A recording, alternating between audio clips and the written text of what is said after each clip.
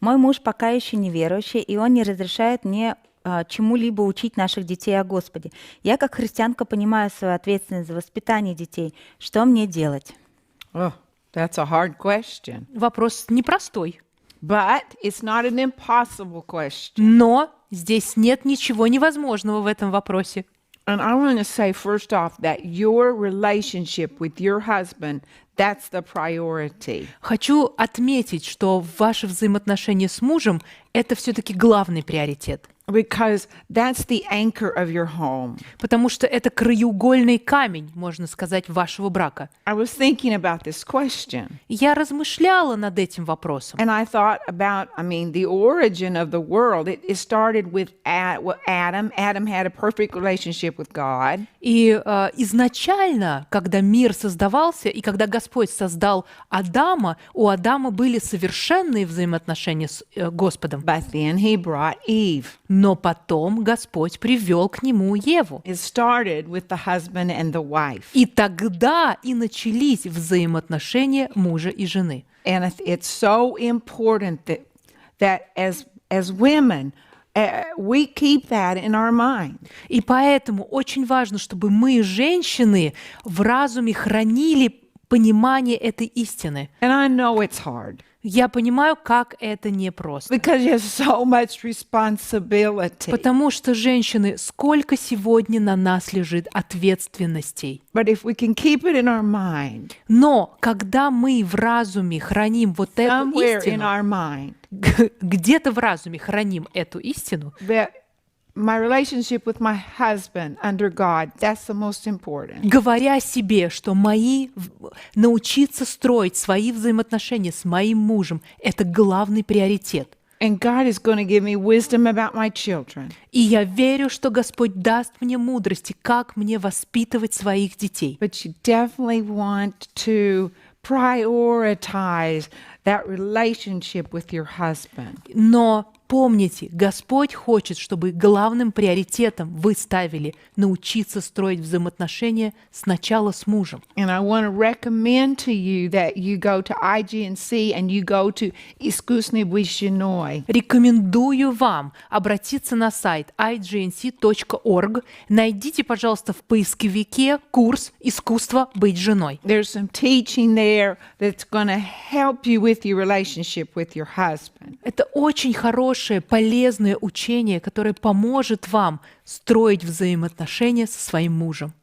Now, with your children, И что касается детей, if he doesn't allow you to teach your children about God, если Господь не позволяет вам учить своих детей о Господе, then your relationship with your husband and the way that you love him and the way that you serve him, that's teaching your children a lot. то, когда вы начнете по-божьему, с христианской точки зрения, строить свои взаимоотношения с мужем, уважать его, это и будет ваша проповедь детям, как научить их о Господе. The peace and the joy that you bring to your home Тот мир и ту радость, которую вы будете хранить в своем доме, is bringing so much to your children. гораздо больше научит ваших детей. Now, if he doesn't want you to teach them the Bible, Если муж против того, чтобы вы учили из Библии, there's nothing stopping you from praying for them. то ничего не сможет остановить вас, чтобы молиться за них. You can lay your hands on them, pray for them before they go to sleep. Вы можете молиться за своих детей, когда они ложатся спать, и возлагать на них руки. Pray for them while you're washing the dishes. Вы можете молиться о детях, когда моете посуду. Pray for them on the way to work. Вы можете молиться за своих детей по пути на работу. Paulina, do you have anything to add there? Полина, ты, возможно, хочешь что-то добавить? Ну, скорее всего, уже мама сказала такую важную истину, что самый лучший пример — это жизнь. И в жизни у нас есть очень много возможностей, как мы можем учить из личного примера и отношения библейским принципам, не читая их вот так вот из Библии нашим детям. И мне кажется, это, наверное, самое главное. И доверяйте ваших детей Господу. Он дал их вам, и Он точно заинтересован выстроить отношения с ними, даже еще больше, чем вы этого желаете. Аминь. И, конечно, в идеальных ситуациях мы все хотим, как родители, донести эту истину до наших детей, но когда кто-то против, и как бы дверь закрыта, у вас есть жизнь, которой вы можете учить, отношения, которым вы можете учить, и просто доверяйте Господу в молитве, доверяя Богу, что Он найдет способ не только через вас донести им истину о Нем, но использовать других людей, может быть, в школе, может быть, какие-то учителя, может быть, подружка. У меня так было в жизни, когда мне было 8 лет, я училась во 2 классе, и у меня была подружка, с которой мы вместе читали Библию по ее желанию. И таким образом Бог использовал ее, чтобы донести мне истину. Поэтому не ограничивайте Бога только своим участием в духовной жизни ваших детей. У Бога есть намного больше людей и способов, как рассказать им или донести свою любовь к вашим детям. Да, это правда. You know, I made decisions about respecting my husband and receiving him as he was when we were, married and had young children. Вы знаете, я со своей стороны приняла решение, что я поставлю своего мужа приоритетом и буду оказывать ему уважение, когда у нас еще были маленькие детки. I mean, I didn't do it perfectly, of course. Конечно, не скажу, что я очень хорошо преуспела в этом. But when God would correct me and he'd say, I want you to change this. Однако я была послушна Господу, и Господь поправлял меня и говорил мне, в чем мне нужно измениться. So to the best of my ability, I would. И, конечно, изо всех сил я старалась быть послушной. And the reason I'm telling you this is Почему я вам это говорю?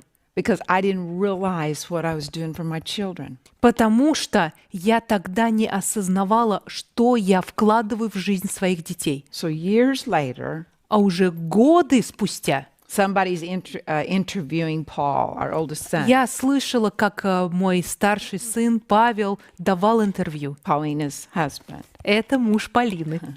And they said, why don't you resent the ministry because your dad was gone a lot while you were growing up? И ему задали такой интересный вопрос. Скажи, почему ты не отказался быть в служении? Ведь откуда у тебя этот пример? Папы-то рядом не было, он в основном путешествовал. And Paul said, well, I have to say it's because of my mom. И Павел ответил, я тут, потому что моя мама. I wasn't teaching them Bible so that they would learn how to crucify their flesh or forgive. I wasn't teaching them the Bible like that. Не потому, что я с Библией в руках досаждала своим детям о том, что они обязаны распинать свою плоть и быть послушной. Не поэтому Павел в служении. You see, that was working inside of me. А понимаете, потому что та работа, которую я производила внутри себя, And I didn't even know, but that was going to bear fruit inside of them years later. и тогда я еще не понимала, что тот труд, который был внутри меня, происходил, какие плоды произведет он годы спустя. So even though you can't teach in the Bible, И даже если сейчас у вас нет возможности Библии учить своих детей, you have your life that's a teacher. у вас есть жизнь, которая проповедует гораздо громче. And just ask the Lord, Спросите у Господа, Lord, I want to live before my children. Господи, научи меня жить так, чтобы на глазах своих детей, Correct me. так, чтобы дети видели, Teach me. исправляй меня, учи меня, And he will do it. и Господь поможет вам.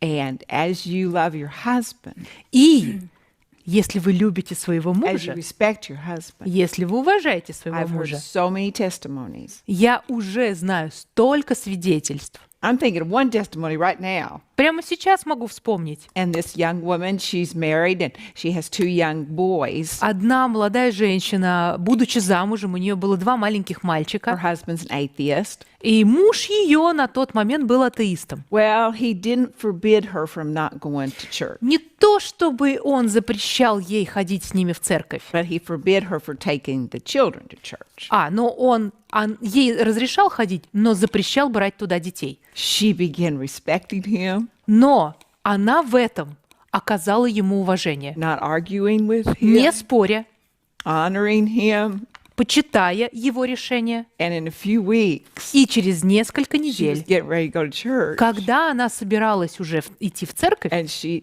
heard her husband say to the son, и она услышала, как отец говорит сыновьям: okay, kids, stop playing and you get dressed and go to church with your mom. «Так, детки, хватит баловаться, одевайтесь, вы пойдете в церковь со своей мамой». So you see, ladies, we have a lot of Вы power понимаете, женщины, какой силой мы обладаем, in building up our home когда таким образом строим свой дом by our attitudes and the choices that we make. правильным отношением и тем выбором, который мы принимаем.